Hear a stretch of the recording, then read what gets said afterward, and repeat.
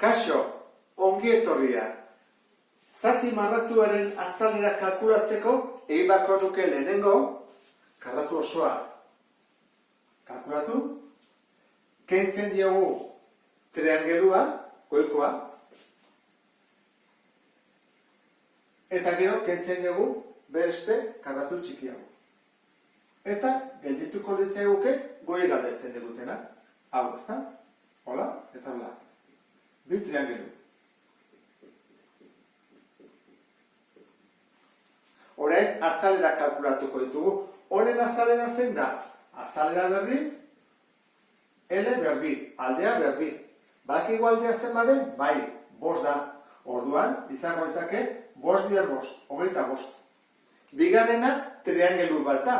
Bere formula da, oina bider altura, zati bi. Badakigu oina zen baden? Goi kuadradokoa berdina da, ezta? 5. Orduan, izango litzake oina bider altura, lauki bat da, karratu bat da. Orduan, baita era 5. Bider 5, zati bi. Zenbat atatzen zaigu? 25. Zati bi, 12,5. Bueno, badakizkigu bi orduan. Hau badakigu, hau ere badakigu, eta falta zaigu txikia. Txikia, bira eta kalkulatu daiteke. Oina bider altura, ere berbi, hau badakigu dela, honen erdia, ezta? 2,5 eta 2,5. Izango zateke 2,5 berbi, edo nik egin dudan bezala. Hau badakigu laurdena dela. Hora egiten badut?